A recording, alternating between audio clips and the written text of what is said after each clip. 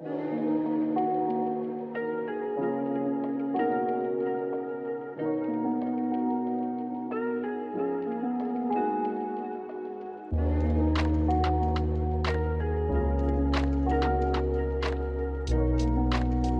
4, Popular Science. Exercise 1, How to Grow Chives.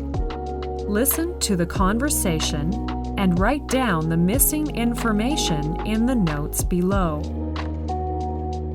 Hi, David. Do you like chives?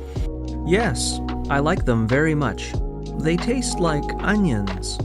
You can sprinkle fresh chives on cooked chicken, fish, or potatoes. It's very delicious with them. Do you know how to grow them?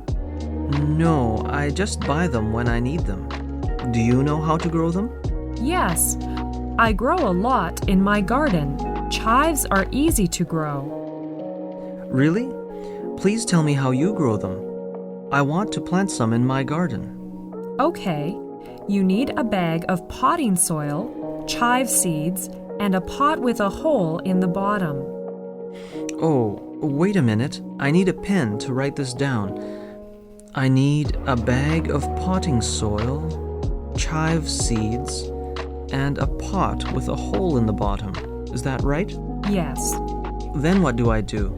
First, fill the pot with potting soil. Don't use soil from your garden. Second, water the soil well. Water should come out of the hole in the pot.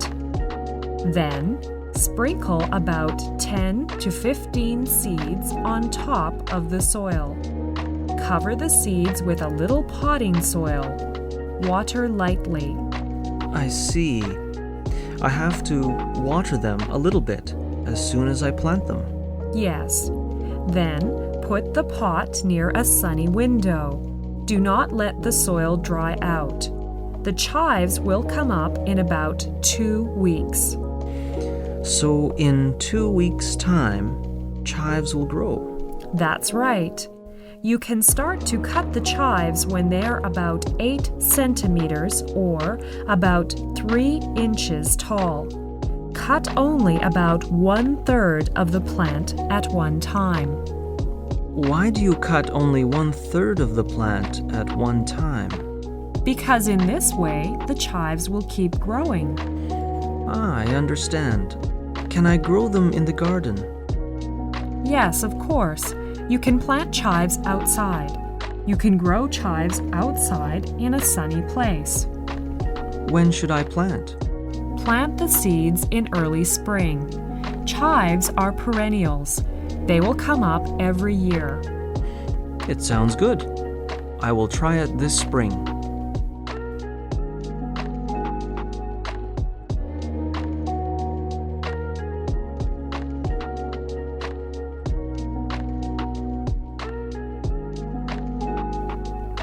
Exercise 2. Who invented popcorn? Listen to the conversation and fill in the missing information in the notes below. Mary and her classmate Alex are off from school. They are going to see a film. Do you have the time, Alex? It's 7:20. We are early.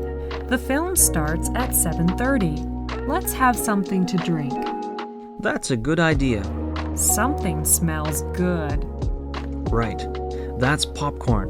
Would you like some popcorn? Yes, I'd love some. Do you know who invented popcorn? It is said that popcorn is a delicacy that was developed by the Indians of North America. When did they invent it? It has been dated back thousands of years. I see. Do you know that the Indians were not only eating popped corn, but they also used popped corn in headdresses, necklaces, and in religious ceremonies?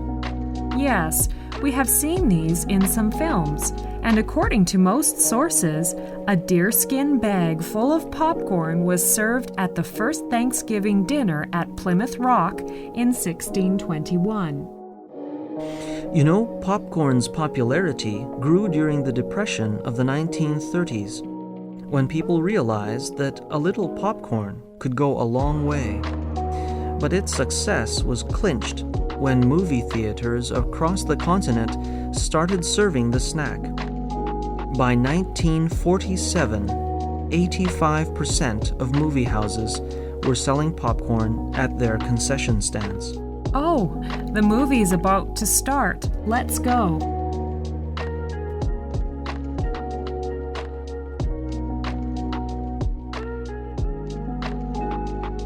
Exercise 3.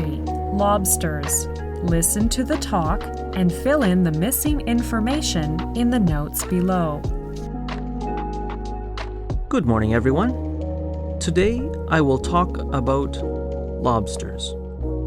Many of our listeners wrote to me to ask if lobsters really scream when they are boiled and why they turn red when they are cooked. These are very good questions. Well, let me ask you a question. If you were sitting in a vat of boiling water, wouldn't you scream and turn red too? But in the lobster's case, there is no scream, and there is a chemical reason for the change in color. Noises are produced as a lobster is boiled alive, but the sounds are not voices. As the lobster's body heats up in the shell, pockets of air in the cavities and joints expand. If enough pressure builds inside the body, the air will make whistle-like sounds as it escapes through small openings in the shell. As for the color shift, a lobster's shell contains red pigment molecules that combine with a protein to create the camouflaging colors of the lobster. Live lobsters are usually blue-green or brown with flecks of yellow. When the lobster is boiled, the protein is denatured or deformed by the heat. The pigment remains, however, turning the shell red.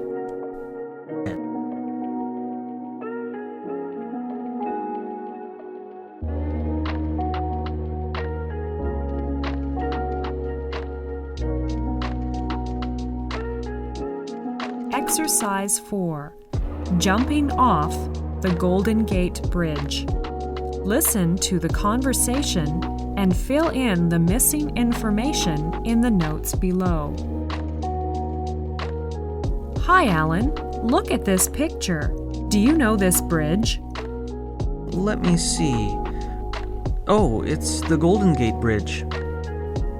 Do you know how many people have killed themselves by jumping off the Golden Gate Bridge? I don't know. Here is the report on that. It said people began jumping off San Francisco's Golden Gate Bridge almost as soon as it was completed in 1937. Between 1937 and 1990, 850 people have jumped from the bridge to their deaths. 850? That's quite a lot. In an average year, 17 people will take the plunge. Yes. This figure is based largely on the number of people actually seen jumping off the bridge and the number of bodies recovered. In some cases, a number is added to the official tally if a suicide note or other evidence is found, but only after thorough investigation. There have been a number of faked jumps by people attempting to escape the law. Why is the bridge a popular spot for those serious about their suicidal intentions? Because the Golden Gate Bridge is easily accessible and the long drop ensures a low chance of survival, impact with the water after the 91-meter drop is like hitting a concrete wall at 140 kilometers an hour. I see. Are there any suicidal people that have failed? Only 17 suicide attempts in the bridge's history have failed. I see.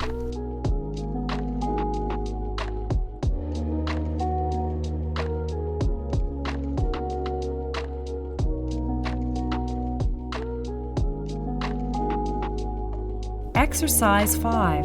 Where do ants go in winter? Listen to the conversation and fill in the missing information in the notes below. Hi, Tom. Come here. See what I found. What's up? There are thousands of ants here.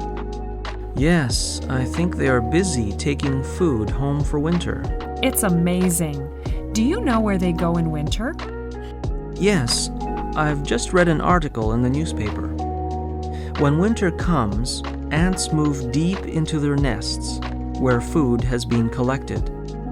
They store it in their special chamber all summer. How far underground is their storehouse?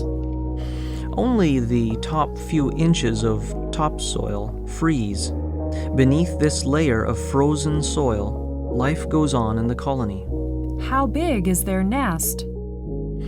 The size of their nest varies from just one chamber of a few inches in diameter to vast networks.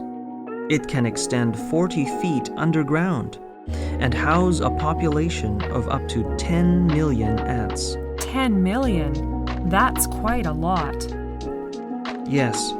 You know, in North America, an ant community can consist of 12 or more main nests connected by tunnels. The entire colony can cover an area the size of a tennis court. So when spring comes, the ants have to work their way out of the nests and begin the task of gathering food for the next winter. Yes, you are right. They have to do just that. It's fascinating, isn't it?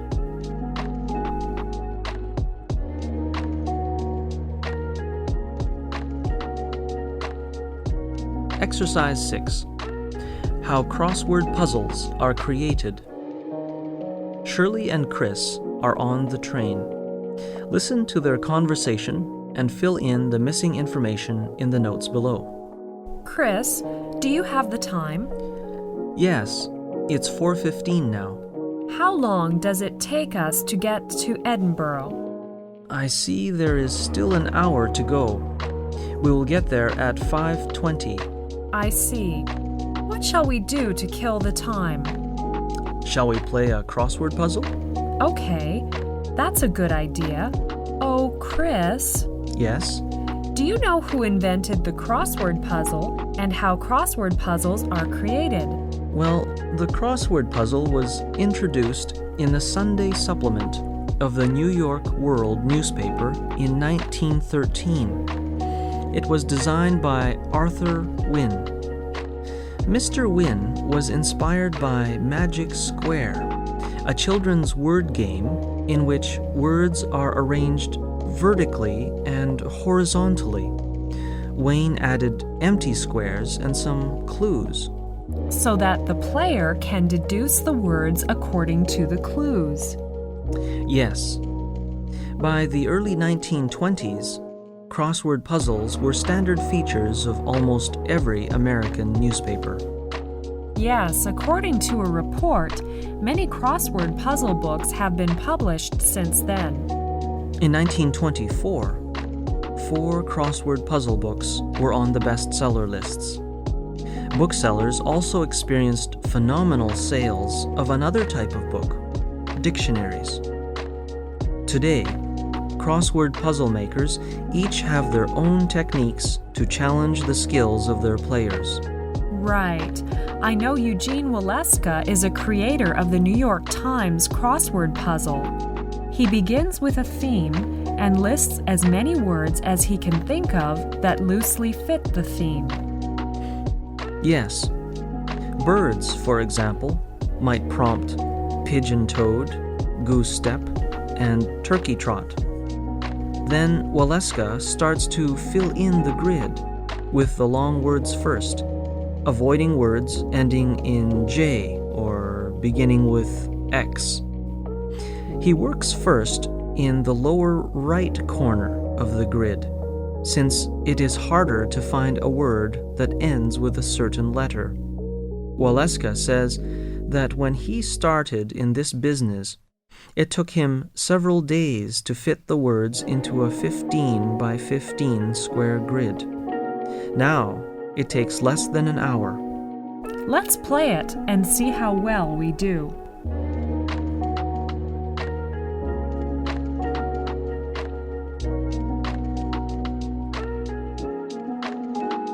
Exercise 7. Koala. Listen to the talk and write down the missing information in the notes below. Good morning, everyone.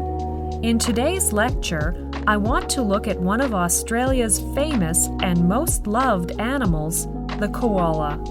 The koala is the Australian teddy bear and is the largest member of the phalangers family. The koala looks like a teddy bear. It is 2.5 feet long, with ears seeming as if they were stuck on, beady eyes, and no tail.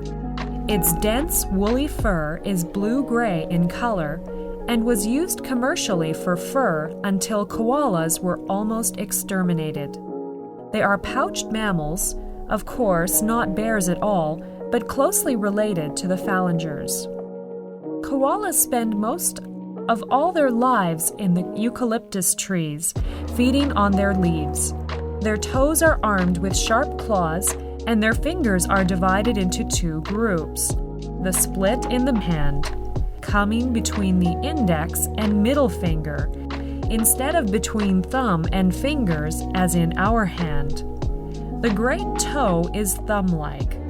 All of these features aid in climbing. Koalas, although usually slow and deliberate in movement, are able to spring from one upright branch to another with surprising skill. Their babies are carried in the pouch at first.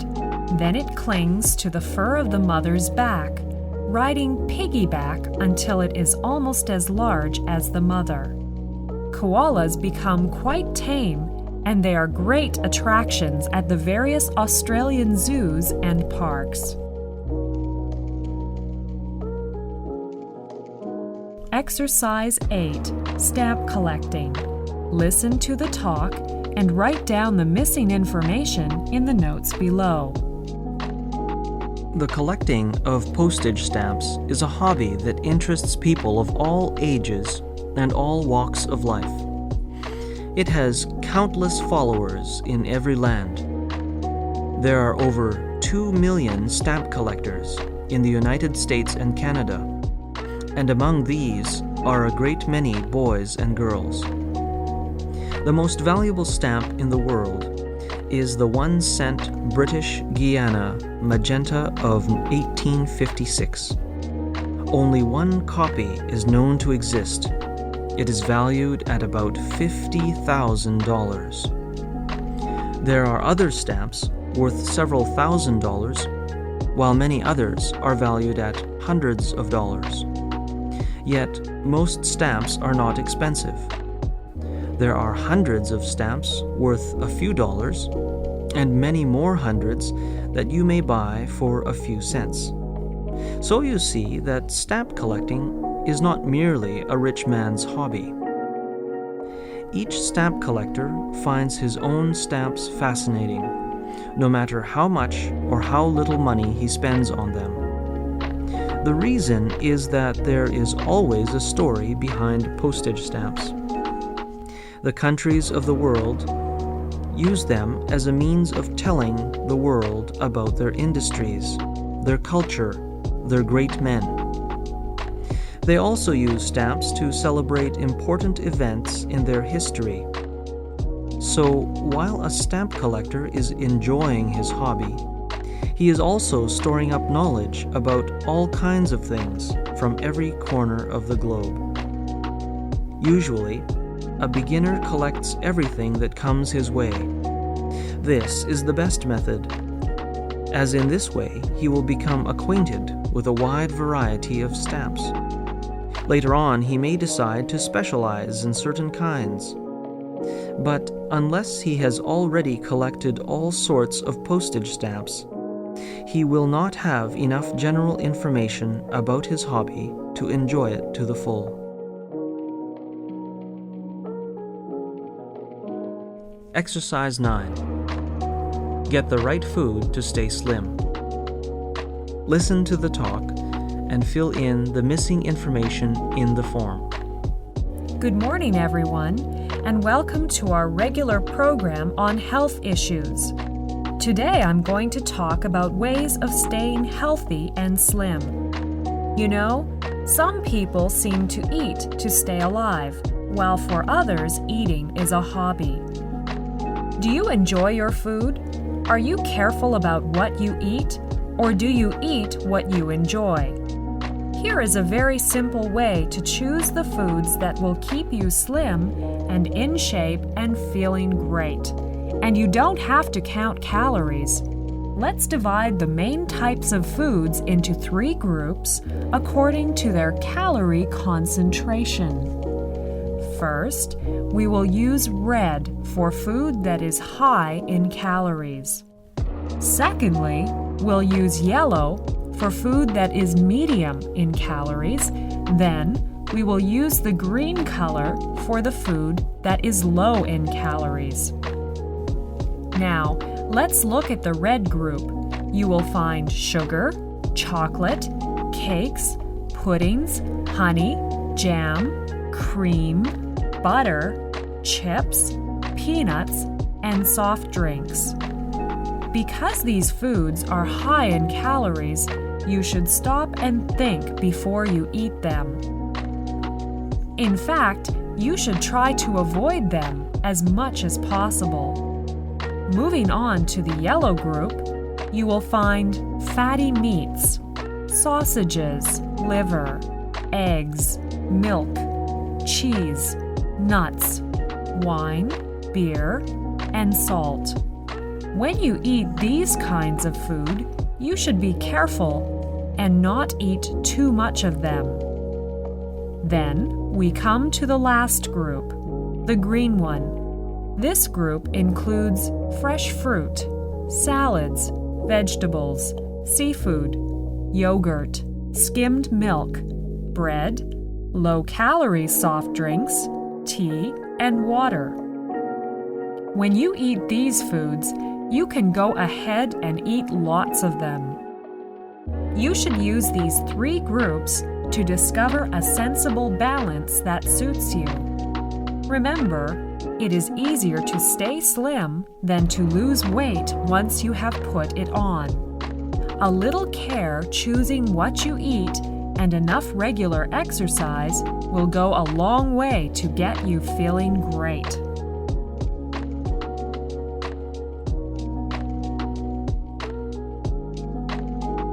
Exercise 10, our body systems. Now listen to the talk about our body systems. As you listen, write down the missing information in the notes below. Our body is a wonderful machine. It has more parts and can do more types of work than any machine in the world. That is why we say that man is the supreme living thing in this world. Well, now let's have a look at our body systems. I'm going to go through them quickly, and then we will have a look at them in detail. Our bodies are made up of several parts: the head, neck, trunk, arms, and legs. These parts are held together by a framework called the skeleton. The skeleton is made up of bones, and it gives the body its shape and form. Bones not only support our bodies, but also help to protect important organs. The skull protects the brain. The ribs protect the lungs and heart. The hips protect part of the food canal. The spine protects the spinal cord. There are different types of bones in our bodies. The main support of the body is the backbone or spine. It is made up of a long row of small bones joined to one another. It is found only in the neck and trunk. The bones of our body are hard, white, and strong. When a bone breaks, new cells begin to grow at the broken ends. More and more new cells are formed until finally the broken ends meet and join together. To find out if a bone is broken, the doctor uses an X-ray machine. This machine can photograph the inside of the body. The photographs it takes are called X-ray photographs. The ribs can be seen clearly from it. There are more than 600 muscles in your body. They make up the flesh that lies between the skin and the skeleton. Muscles can contract and relax. Their contraction and relaxation cause body movements. They also push food through the body and make the blood circulate. Now let's see the nervous system. It is made up of 3 parts: the brain, the spinal cord, and the nerves. All parts of the body are connected to the brain by nerves. Nerves act like telegraph wires. They carry messages from the different parts of the body to the brain. Then the brain decides on what to do, and it sends messages back to the appropriate parts of the body. This system controls all muscle movement and also controls your senses. So the nervous system is very important because without it, we will not be able to feel, smell, taste, hear, and see. The brain is the most important part of the nervous system. It controls the movements of the body and sends out instructions to all parts of the body.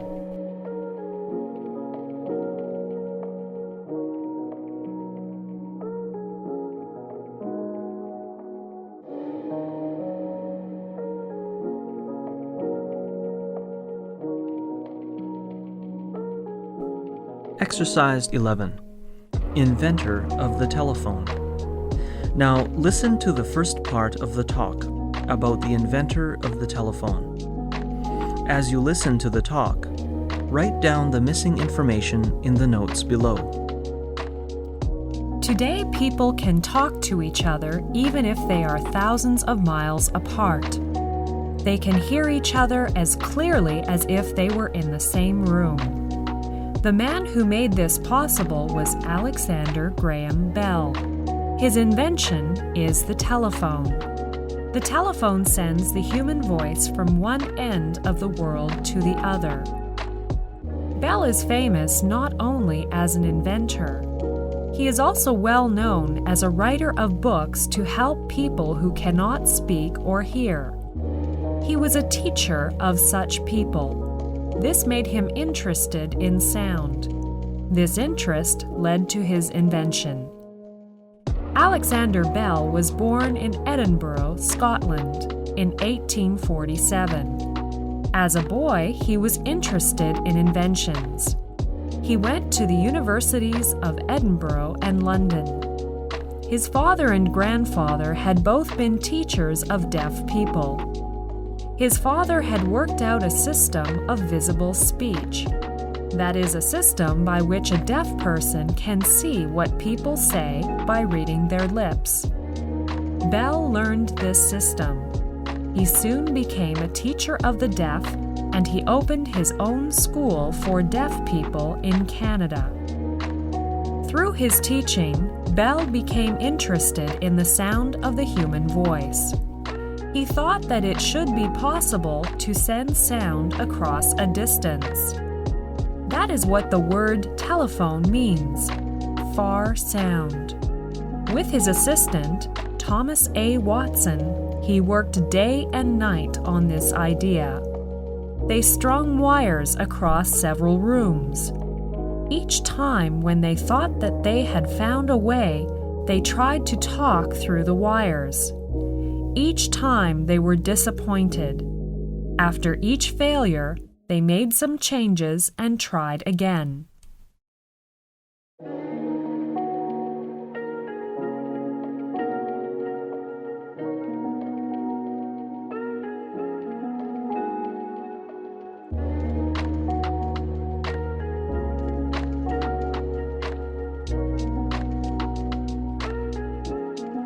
Exercise 12. Inventor of the telephone. Now listen to the second part of the talk about the inventor of the telephone and fill in the missing information in the notes below. Then one day, in June of 1875, Watson, who was downstairs, heard Bell's voice from the attic. "Mr. Watson, please come here. I want you." Watson was so excited that he ran upstairs crying, "I heard you, Mr. Bell. I heard you clearly." On that day, the telephone had been invented. The words Bell spoke to Watson was the first telephone message ever sent. Bell and Watson continued to work to improve the telephone.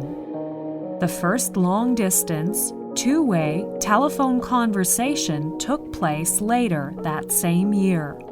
It was between Boston and Cambridge, Massachusetts, a distance of 2 miles. In 1877, a telephone company was formed.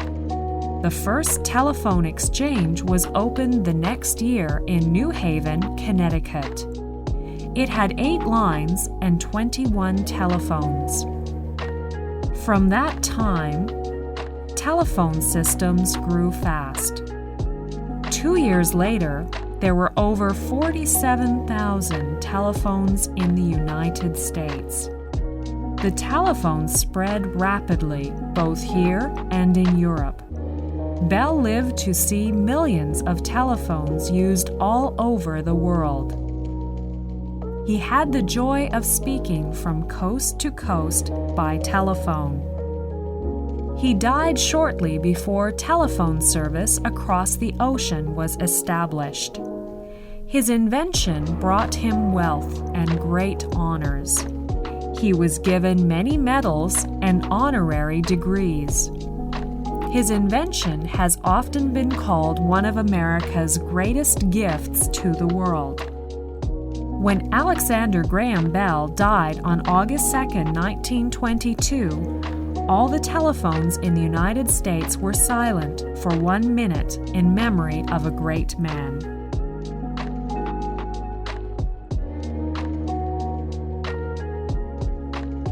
Exercise 13. Inventors of the airplane. Now listen to the first part of the talk about the inventors of the airplane. As you listen to the talk, write down the missing information in the notes below. The first successful trip men made through the air was in a balloon. The next step was to make the balloon go where they wanted it to go. This they did by adding motors and propellers. The result was the airship. But still, men were not satisfied. They wanted to build a machine that would fly through the air on wings. Such a machine is called an airplane. Many people in Europe and in America worked on this concept. The first inventors to build an airplane in which a man could fly were Wilbur and Orville Wright. Wilbur was born in 1867 near Millville, Indiana. Orville Wright was born 4 years later. When the two brothers grew up, they built up a successful printing business and soon opened a bicycle shop. One day, Wilbur read of a man in Germany who had fallen to his death while flying in a glider. A glider is really a kite that is large enough to carry a man. The idea of flying in a glider immediately interested Wilbur Wright. He told Orville about it. Then he began looking through the books in his father's library. One of the books, which he found helpful, was a book on birds. Man was imitating the birds when he was attempting to fly. The two brothers carefully watched and studied the flight of birds. They noticed how some birds could coast through the air for long periods of time. They found that other people, both in America and in Europe, had been trying to fly. These people had built gliders too. There was one question no one had answered. That was how to balance the glider when it began to dip forward, or backward, or to one side. The Wright brothers, after long study, decided to build a pair of smaller wings before the wings of their glider. By turning these smaller wings up or down, the glider would not dip forward or backward too far. For 4 years, the Wright brothers studied and worked on this problem. At last, they were ready to build a glider of their own. In the fall of the year 1900, the Wright brothers built their first glider at Kitty Hawk, and the test flight was a success.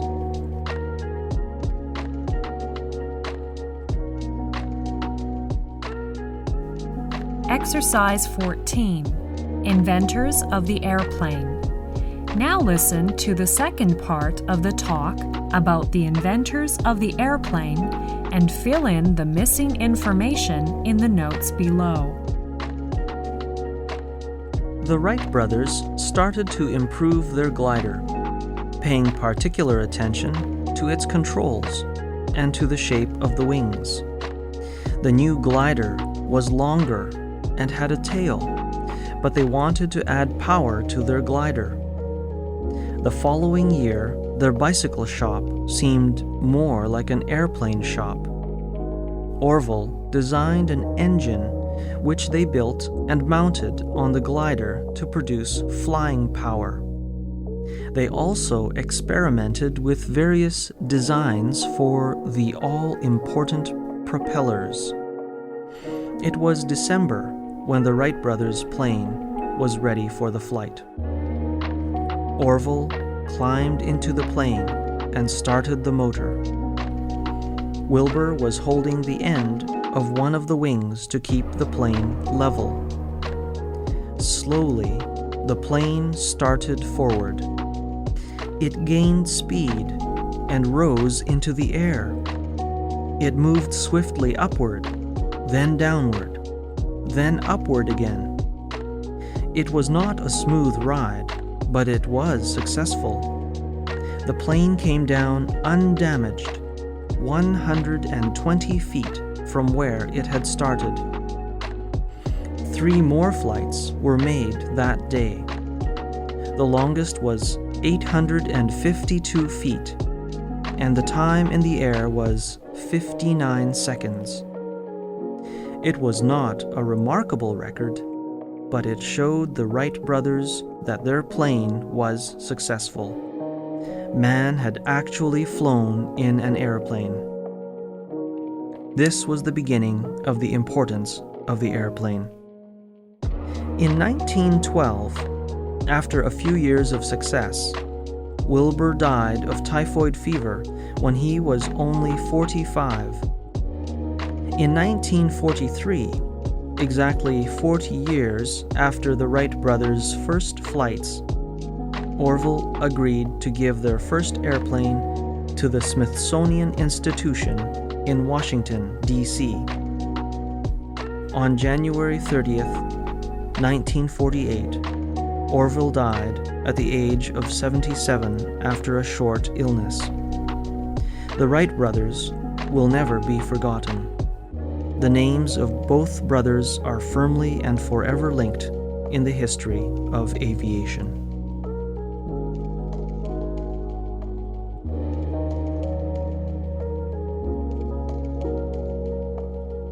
Exercise 15. Invention of the telegraph. Listen to the first part of the talk about the invention of the telegraph.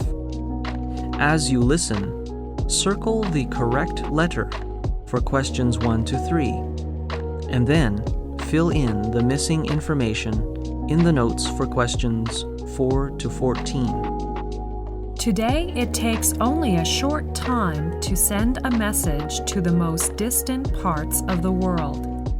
The man who made this possible was Samuel F.B. Morse. His invention was the telegraph. Morse was not only a great inventor, he was also one of the best early American portrait painters. He gave up painting to give all his time to his invention. Then he set out to show how useful it was. After a long struggle, he succeeded. He lived long enough to see his telegraph span the United States and connect Europe with the United States. Samuel F.B. Morse was born in Massachusetts in 1791. When he was 14, he entered Yale College. He was a very good student in electricity, but he was more interested in painting and drawing. He wanted to be an artist. He was a successful painter and won several medals and prizes. On one trip to the United States, he had an interesting idea. Later, this idea developed into his famous invention. Some of the other people on the boat were talking about the speed with which electricity can travel over a wire. Morse thought that it might be possible to use electricity to send a message over a wire. This message, he thought, could be recorded at the other end. A message could then be sent with the speed of electricity. Before the end of the trip, Morse had drawn up rough plans for an instrument. He called it the electric or magnetic telegraph. Morse began to work out his idea as soon as he landed. He gave up his work as a painter. Instead, he chose to work on his new idea. Almost 5 years later, his experiments were successful. He built an instrument that made his idea work. Exercise 16. Invention of the telegraph. Listen to the second part of the talk and complete the notes below. Samuel Morse set up his telegraph in a room at the university. People came to see it, but they could not believe that it would ever be more than a toy. Morse needed more money to build a telegraph over a distance. He could never prove what it could do if it was just set up in one room. But it was very expensive to build a telegraph line over a distance. Morse asked Congress to give him $30,000 for such a line. But many people in Congress laughed at his idea, so he didn't get the money. Morse struggled on, hoping that someday he could prove the value of his invention. He went to several European countries to try to get them to use the telegraph there. But European governments didn't want to have anything to do with his wild idea. He returned to America sad and without money. When he asked Congress for the money again this time, Congress granted him $30,000. As soon as he got the money, Morse built a telegraph line from Washington to Baltimore, a distance of about 40 miles. At first, he tried to lay his wires underground, but that did not work well. So, he decided to nail the wires to poles. Finally, the line was ready for the first test. One day in 1844, after 12 years of work, Morse stood at Washington with a group of friends. He was ready to send the first telegraph message. Another group was in Baltimore, ready to receive it. The message went through clearly. From then on, people believed in the telegraph. Soon poles and wires were spread over the United States. Then cables were laid under the oceans, and telegraph service was in use.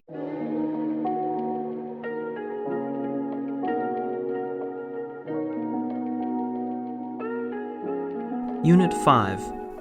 Academic English. Exercise 1. University's calendar. Listen to the talk about the university's calendar. As you listen, write down the missing days and dates in the correct place, and then fill in the missing information in the notes. Good morning, everyone.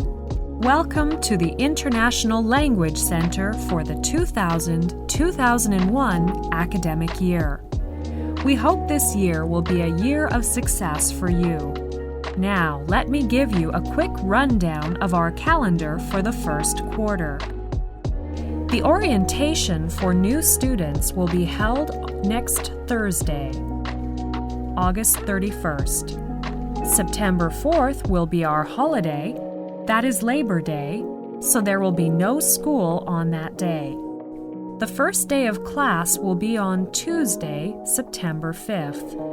About 1 month later, there will come another holiday, Thanksgiving Day. That's October 9th. There is no school on that Monday.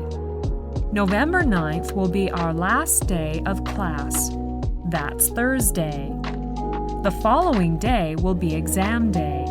Please remember that's November 10th and be prepared for the examination. I'd like to tell you that regular attendance at this school is necessary in all classes and lectures. We expect at least 90% attendance. Attendance is taken by each subject teacher. You know you cannot succeed in school if attendance is irregular. Absences of 20% or more will result in students being placed on probation for 1 quarter. Continued absences may result in the student being required to withdraw from the school. It's our expectation you will all grow to realize your full potential and contribute your talents to this year's activities.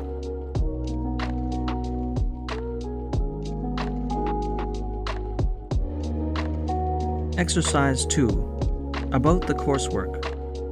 Listen to the talk and fill in the missing information in the notes, and then circle the correct letters. Hello, everyone. Before you start your course, we would like to tell you a little about the background of how the course is designed. You will have an opportunity to discuss the emphasis you would like the course to have in the first 2 units. We are confident you will benefit from the course if you can agree on what is important to do and how you would like it to be done. The emphasis of this course is on observing how native speakers use English, describing how the language is used, discussing difficulties, and practicing the language as it is really used. Much of the material, particularly in the second part of each unit, may seem simple from a structural and vocabulary point of view, that is. The emphasis, however, is not on knowing nor even understanding such language, but on being able to use it yourself.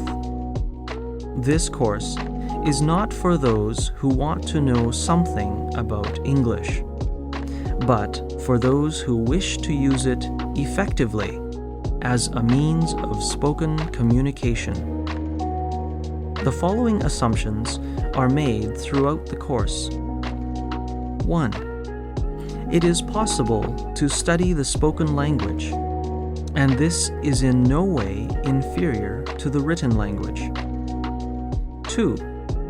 Some students find grammar rules helpful, others do not. But nobody finds rules helpful which are full of exceptions. 3. It helps to learn more words, but it often helps more to learn to use those you already know more effectively. 4. At your level, discussing the language and how it is used is an essential element in learning. 5. it helps to use authentic materials. This course is not for those who want to know, but for those who want to use the language. The most important objective of the course is to help you to be yourself in English.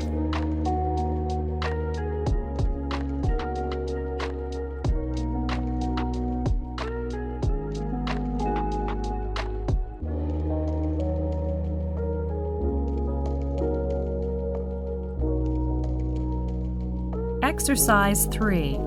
Being involved in campus life.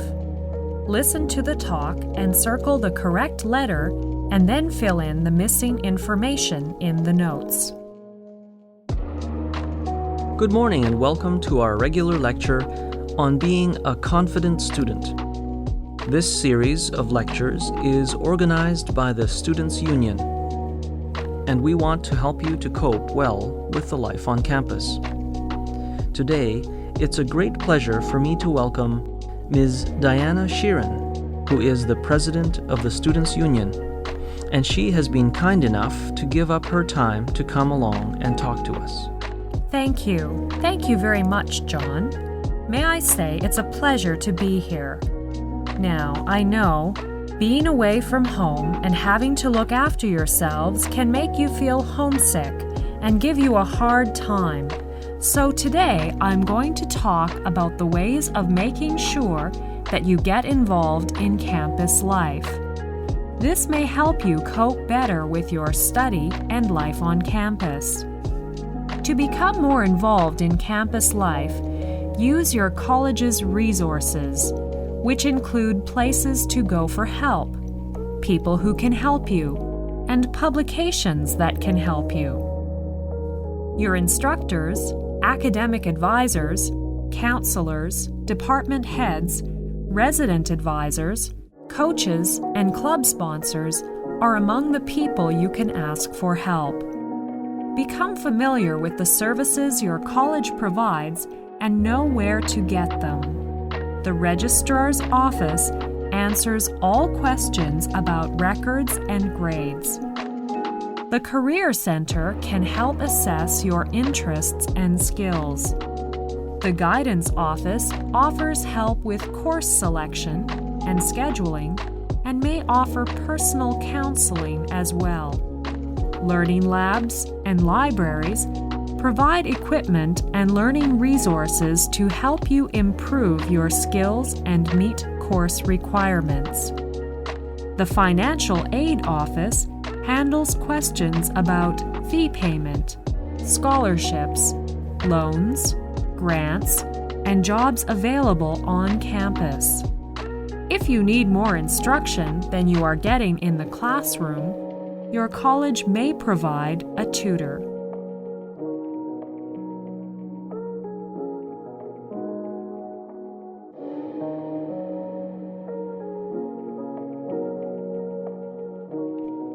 Exercise 4. The First Year Undergraduates. Two students are talking in the students' canteen. Listen to the conversation and fill in the missing information in the notes below. Is this seat taken? No. May I sit here? Please do. Are you a new student? Yes, I'm Marty from Korea. I got here only yesterday. I'm Alan, second year in law. Nice to meet you. Nice to meet you too. Alan, could you tell me something about the first year student's life here? Okay.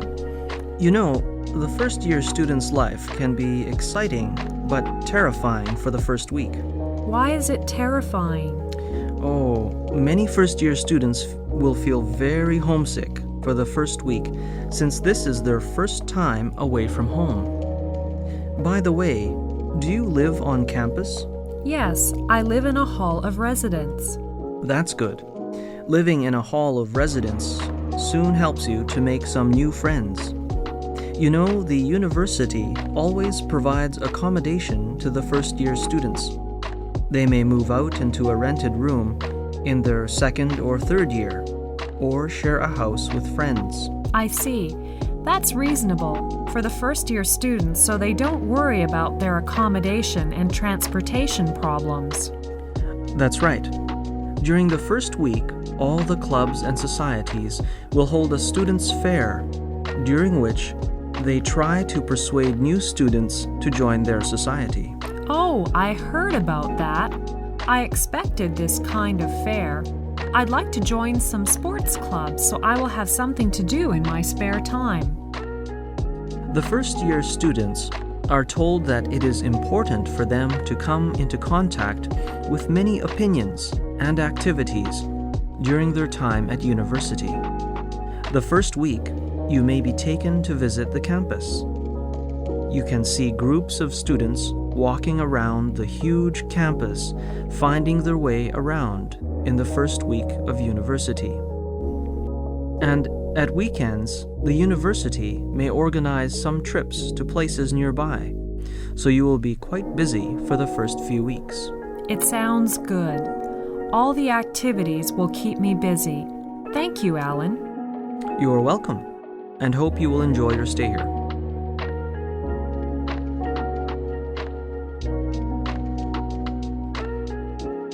Exercise 5. Be a successful student. Listen to the talk and complete the statements. Today, I'd like to talk about how to be a successful student. First, you should discover who you are and what you want to be. We all have our own personalities, qualities, character, and relationships. All those things together make us who we are. It's time to ask yourself, what kind of a person do you want to be? Shakespeare said, "The world is a stage, and we all play different roles." Well, what roles do you play? A student or a teacher? Musician or doctor? Write your roles down. For each role, what are your responsibilities? Then ask yourself, what would you want to do? And what would your future look like? How do people get what they want? How can you make your dreams come true? One thing to do is to set a goal and make a plan to achieve your goals. We all know that good things don't happen overnight, but you have to be prepared. You might just have to work hard to make it happen. Remember, you need to make a plan for your goals. Write down your short-term goals and break them into weekly goals so you know exactly what you need to do each week. You will be surprised how helpful this can be. Some projects are small and can be completed in a day. But then, there are big projects like essays, reports, personal goals, difficult things that require planning, time, and effort. So you can plan personal and academic goals on the monthly and weekly planning pages of your list. Make it easy on yourself. Break down your projects or goals into small, easier steps and work towards them one step at a time. When you finish your plan, you should start to do it. Once you get going, it's much easier to continue. You can reward yourself with a treat. For example, some healthy snack or game for making progress on a project. You can work with a friend and encourage each other. You can design your own study schedule and stick to it. But be in control. Don't interrupt your study time for phone calls or TV shows. When you finish studying, you should review and check all completed tasks. Mark unfinished tasks with a future date and get ready to do it the next day. Now, let's just refresh our memories. First, to discover who you are and what you want to be. Then, plan to achieve your goals. And last is to do it because you can.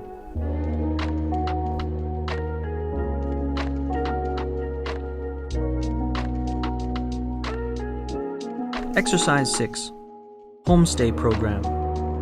Listen to the conversation and write down the missing information in the notes below.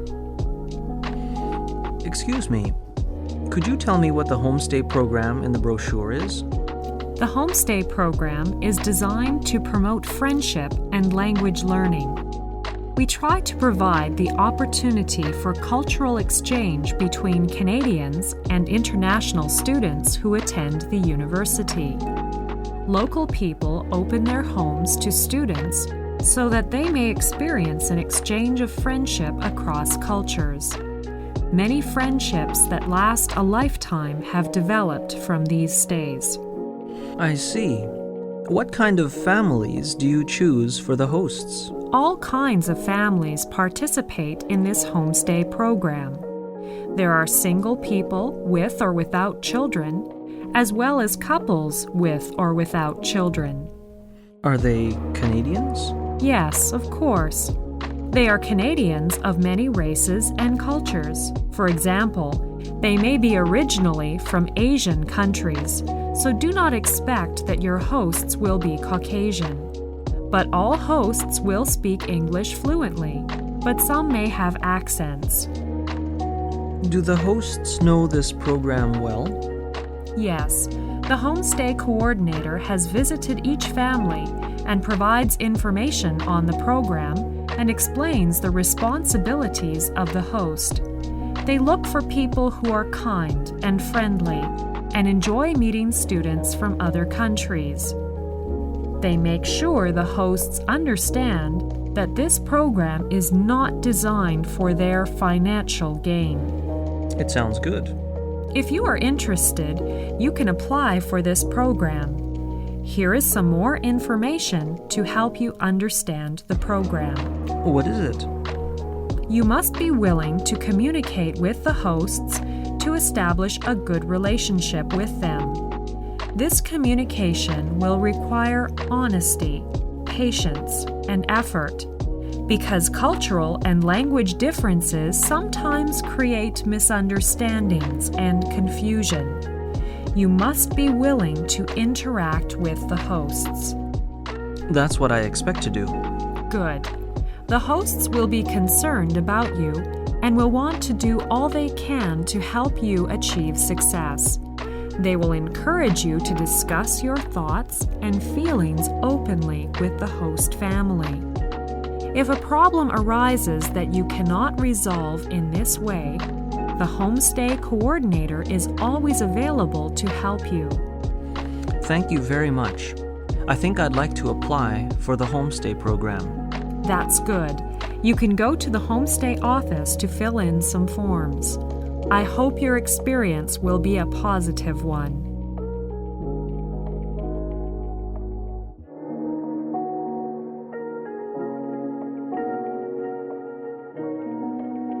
Exercise 7. Oxford. Listen to the talk and fill in the missing words or figures in the notes for questions 1 to 11, and then circle the appropriate letter for questions 12 to 15. Good afternoon, everyone. Today, I'd like to tell you a little bit about the history of Oxford. Oxford has been a town for many centuries. The first written records of its existence date from before 912. Oxford University began to establish itself in the middle of the 12th century, and by 1300 there were already 1,500 students. At this time, Oxford was a wealthy town, but by the middle of the 14th century it was poorer because of a decline in trade and because of the terrible plague, which killed many people in England. Relations between the students and the townspeople were very unfriendly, and there was often fighting in the streets. On the 10th of February, 1355, a battle began which lasted 2 days. 62 students were killed. The townspeople were punished for this. One of the punishments was that the university was given control of the town for nearly 600 years. Nowadays, there are about 12,000 students in Oxford, and the university and the town live happily side by side. The Oxford English Dictionary is well known to students of English everywhere. It contains approximately 5 million entries, and there are 13 volumes, including a supplement. Some of the words are special Oxford words. For example, bulldog in Oxford is the name given to university policemen who wear bowler hats and sometimes patrol the streets at night. They are very fast runners. Punt is a word often used in both Oxford and Cambridge. It refers to a flat-bottomed boat with sloping ends, which is moved by pushing a long pole in the water.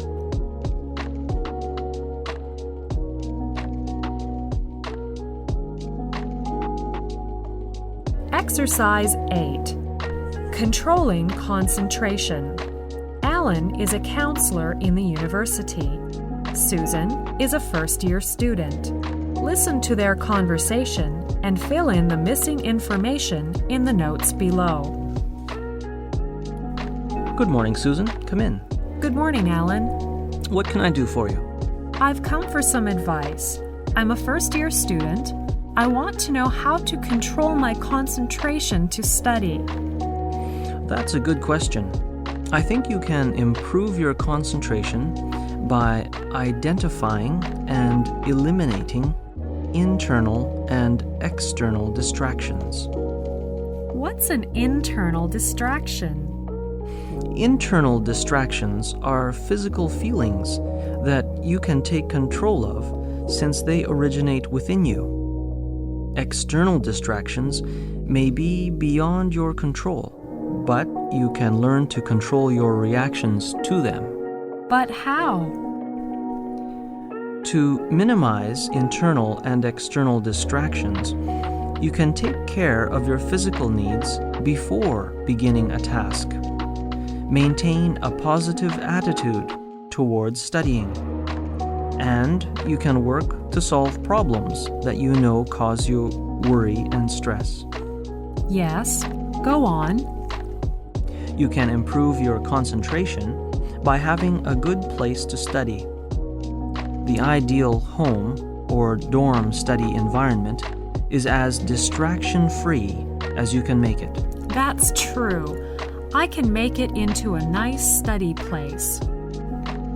You can choose a quiet location with adequate lighting. Select comfortable furniture suited to your needs. Keep your books and supplies readily available so you don't have to interrupt your studying to find them. Prominently display motivational aids, such as a calendar, weekly and semester or quarter plans, or assignments on which you have made good grades. I understand. I should find a nice and comfortable study place before I start to study. You are right. And how you study can also affect your concentration. Use your time efficiently. Break large tasks into smaller ones. Study similar subjects at different times. Take frequent breaks. Reward yourself for work accomplished. By the way, do you share your textbooks with other students? No, I have my own textbooks. That's good. Otherwise, you will be influenced by what another student thought if the book is underlined or highlighted by others. Thank you very much. I'll try the methods you have mentioned. Good luck. Okay, bye. Exercise 9. Computing service. Listen to the conversation. As you listen, circle the right letter for questions 1 to 3, and then complete the notes for questions 4 to 8. Excuse me, Could you tell me where the university computer lab is? Are you a new student? Yes, I'm a first-year student. I want to use a computer to type my assignment. I see. Our university provides the most up-to-date computing environment of any college or university in Britain. There are 2 labs dedicated to student access. No classes are scheduled in them, so you can drop in any time when they are open. Do you know where these 2 labs are? Yes. One is in room 114 in building 315, and the other one is in room 110 in building 335. There are 27 computers in each one. Only 27 are in each one. Are there any other labs I can use if these 2 labs are full? Yes, we own 6 general-purpose labs, which often have classes booked in them, but they are available for drop-in use when classes are not in session. Check the lab before you go in. This schedule is updated every week. I saw the brochure in the Students' Union. It said that there are at least 19 labs on campus. Yes, there are 11 other large labs on campus, but they have dedicated uses of various kinds and are not usually available for general use. Do you know if there are any rules in the labs? Yes, we do have some rules. What are they? Let me think about them. Yes. The first, labs and computer equipment are provided only for registered students to do work associated with their courses. I see. So we have to use our ID card when we get into the lab. That's right. You should put your student ID card in the holder on top of the monitor and show proper identification if requested to do so. Second, computers are a limited resource shared among many students, so please respect the needs of others. When all computers are in constant use, please limit your session on the computer to an hour at a time. Can we reserve computers? I'm sorry, you may not reserve computers. When you leave the lab for a coffee break, you must save your work and make the computer available for another student to use. I see. Can I bring some drinks there? Absolutely no food or drink in the labs. Are there any printers there? Yes, of course. But remember, when you print, please limit printing to 1 copy of a document. And please do not start printing less than 10 minutes before the lab closes. Thank you very much. This helps me a lot.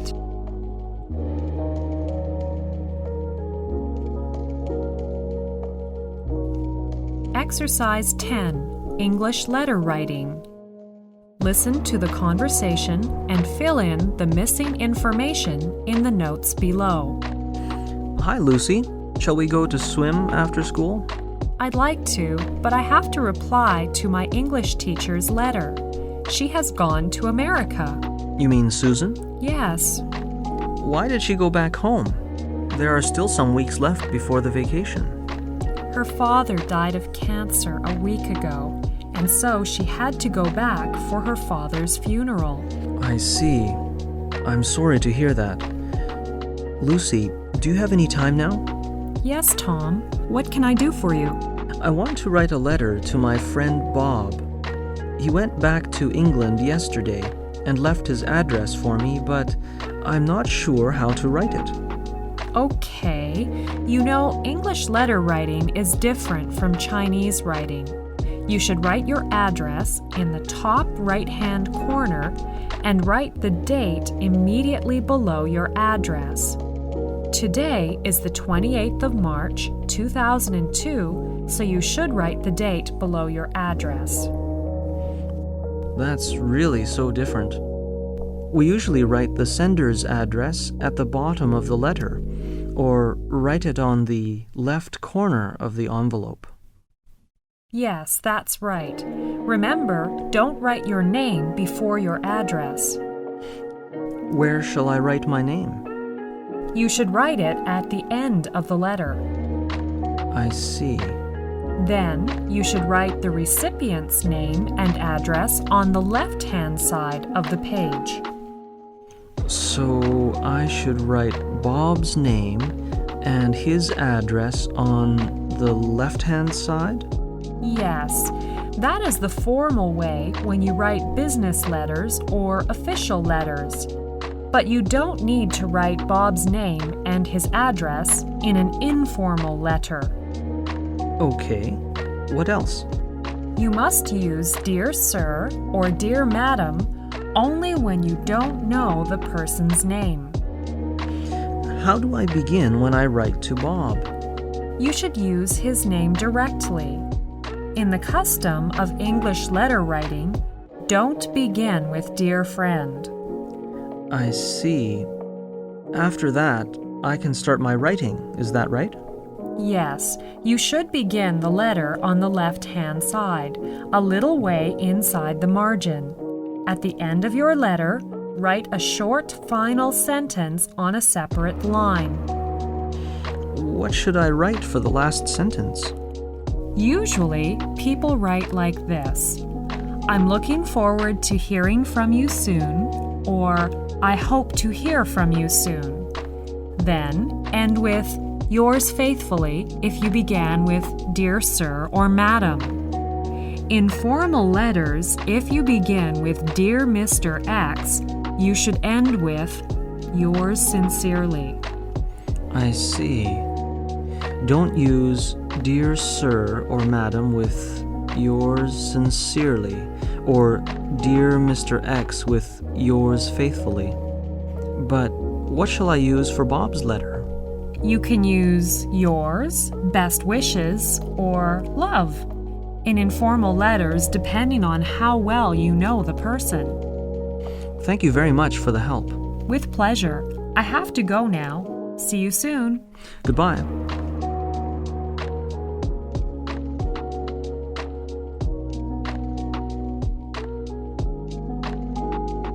Exercise 11. How to become a confident student.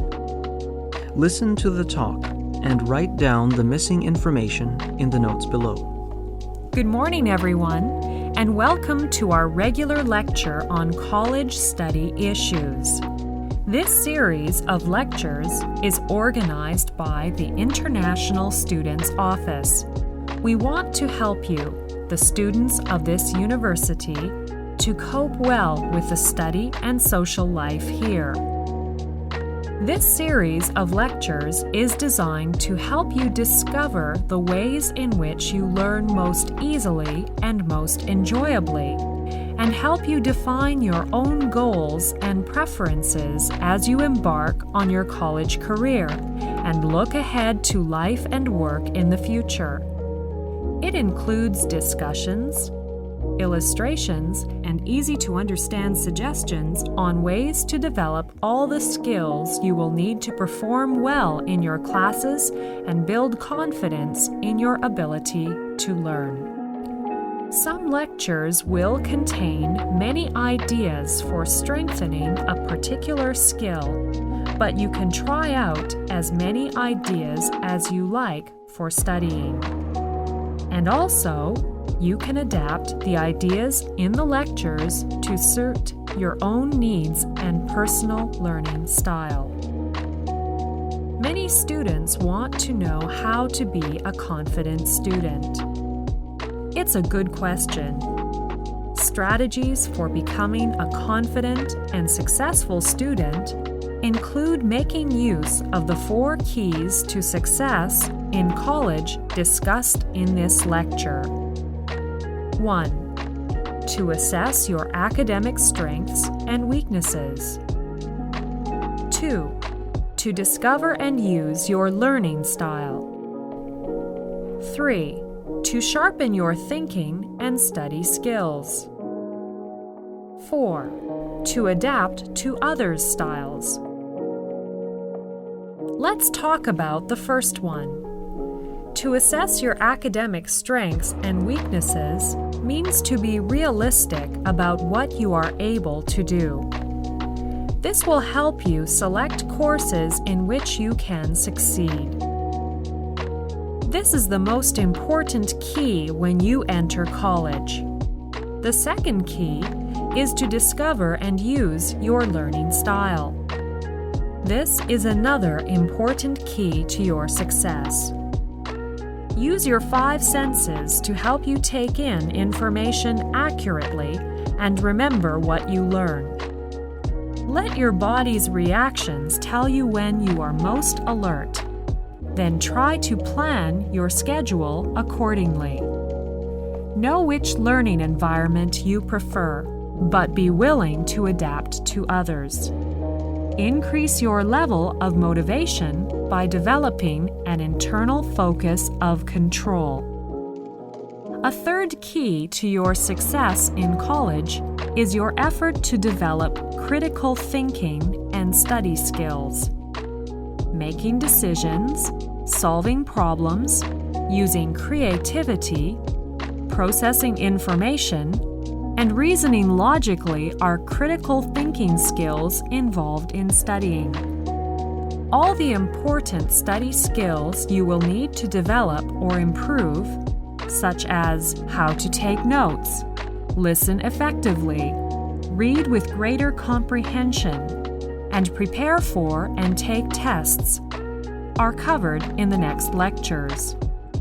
The fourth key is your willingness to adapt to your instructor's teaching styles. If you make an honest effort to learn, no matter how an instructor approaches a subject, then you will make efficient use of class time and develop good relations with your instructors.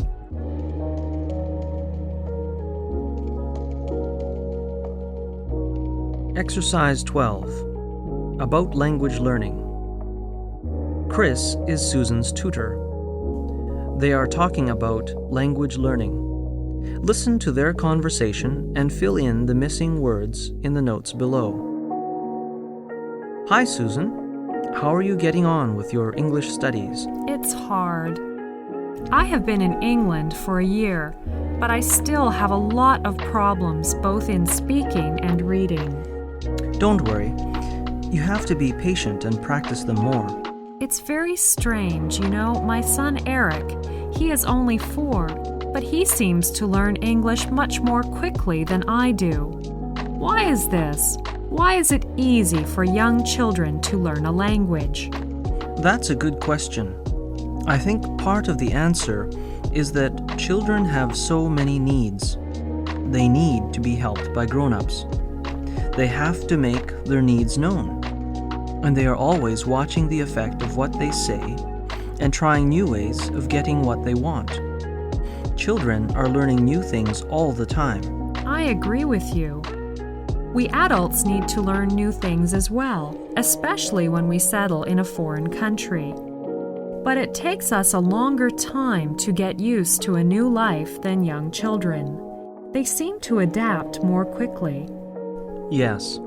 Another part of the answer I'd like to point out is that children are not, as older people sometimes are, fixed in their ways of living.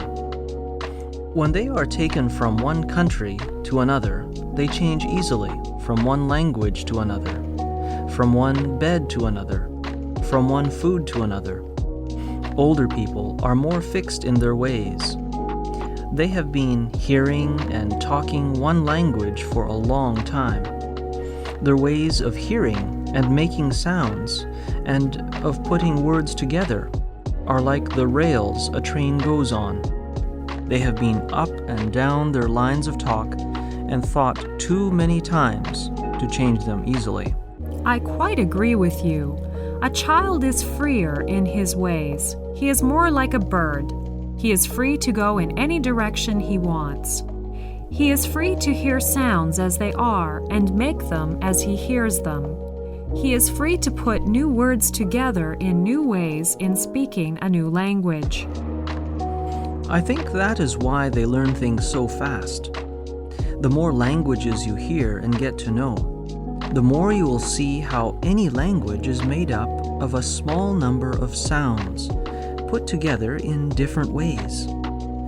For example, in English, light and right are different words with only one sound in them different. The same is true of long and wrong. If a learner does not hear these different sounds as different, he may get the wrong meaning. That's true. I have had this kind of problem. 6 months ago, I was asking the way to the station. The man told me to turn to the right, but what I thought he said was to turn at the light, so I tried to find the light. It took me hours to get to the station. I'm sorry to hear that. You know, most people learn their mother language without being able to give any account at all of how it works. They learn to talk as they learn to walk, without any idea of how they do it. People who learn to use a language well do so through talking with others who use it well, through reading good writers, and through watching the effects on others of what they say and how they say it. I will try all these. The world needs more people who can use languages well. Language is as necessary to our minds as the air we breathe is to our bodies.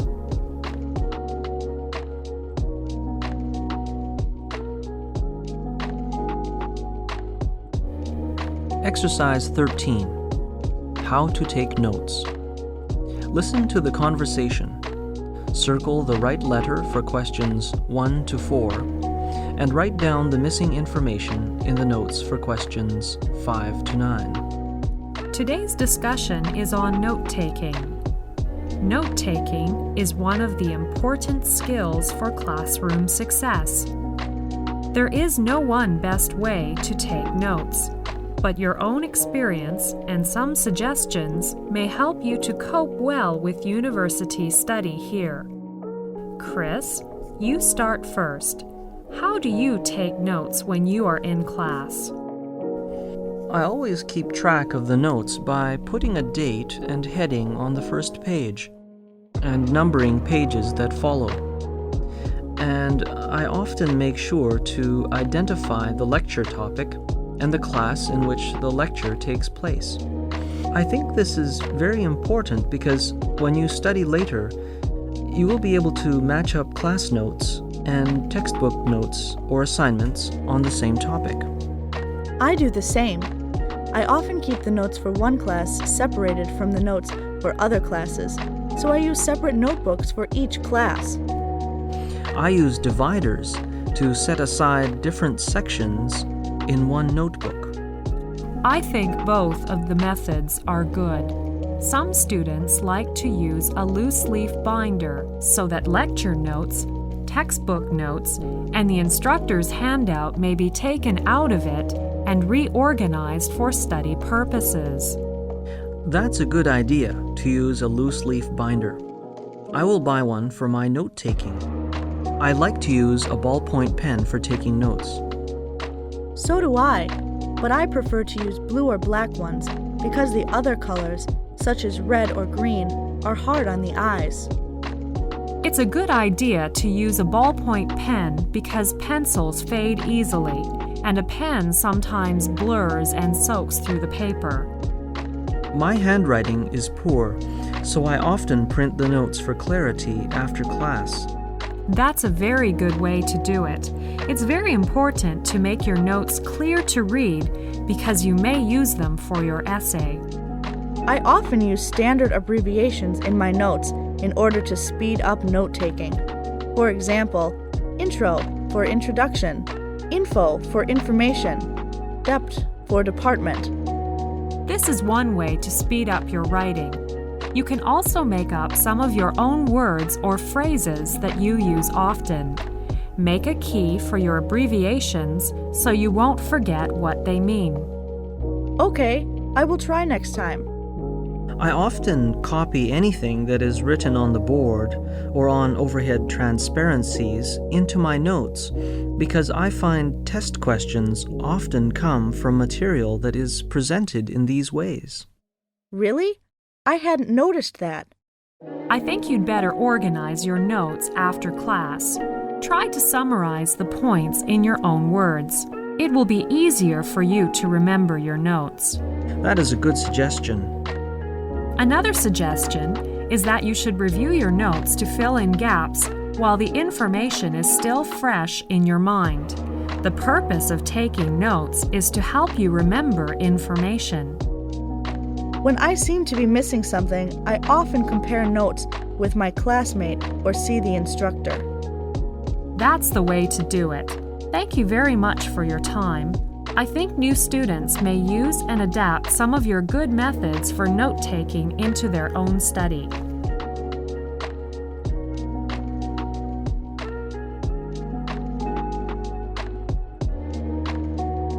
Exercise 14. The Dean's Speech. Listen to the talk.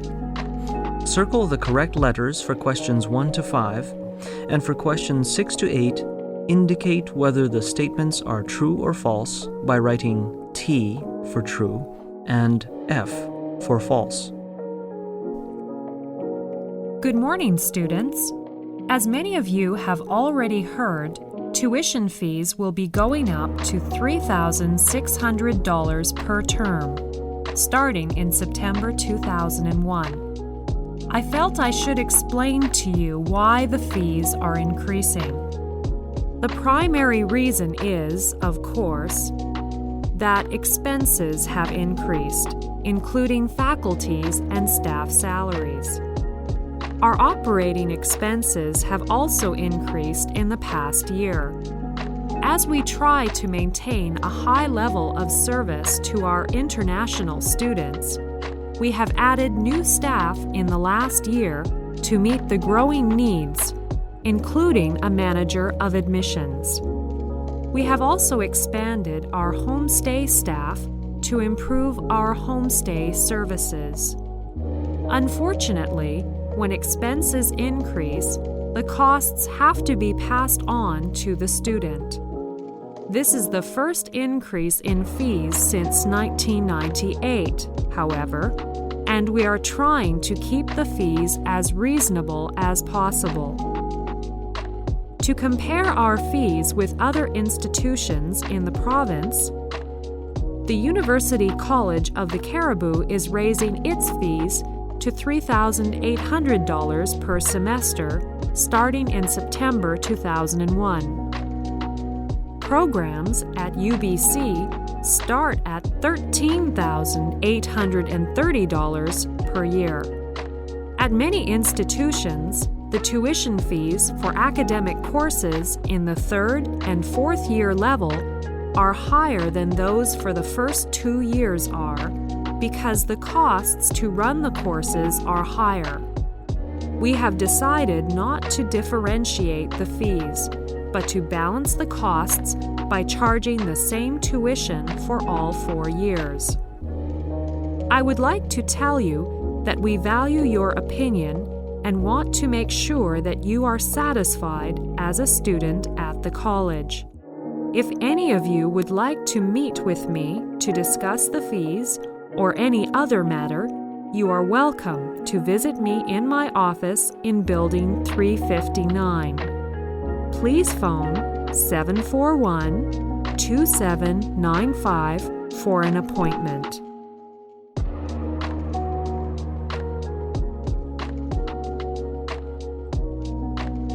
Exercise 15.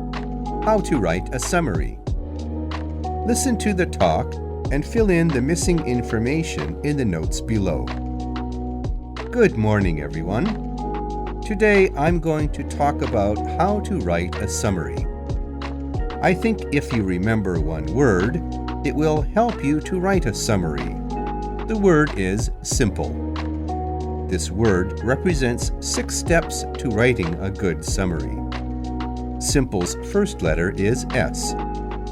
S here stands for the first step you should do. That is, to study the text carefully. And letter I here stands for the second step. to identify the key points while you read the text. M here represents the third step of writing a summary. That is, to make notes. Then the fourth one is to put points in order. The next step is to leave out unnecessary detail. The last step is to edit your first draft. Now, I will talk about these steps one by one. Let us start with studying the text. When you get an article, you should read it first fairly quickly to get a sense of the general meaning. Then, read it more carefully, following the writer's argument and noticing what is fact and what is opinion, what is a general statement, and what is a particular example. It is often helpful to summarize each paragraph in a few words at this stage. Now, let's turn to identifying the key points. You must go through the text and mark the places where important information is given. You can underline or highlight with a colored pen or simply make a mark in the margin. The third step is to make notes. This is a very important stage. You should write down the key points you've identified in note form in your own words. This is also especially important in an exam because the examiner needs to know you understand what you have written and that you are not just copying from the text. Let's turn to the fourth step, to put points in order. You should look at the list of points you have made and see if there are any which go together. Then decide the best order to put the points in. Number the points in order. Now, let's look at the next stage. Leave out unnecessary detail. This stage is much like the tailor who cuts off unnecessary parts for making clothes. You should choose the important facts and get rid of unnecessary detail. The last stage is to edit your first draft. You should check the spelling and grammar, counting the number of words. If you have many fewer than the limit, you should add in something, so it is important to check the original text again. If you have more than the limit, look for ways of combining points in one sentence or of losing words here and there. If you follow the word simple, it may help you to make a good summary in an academic essay.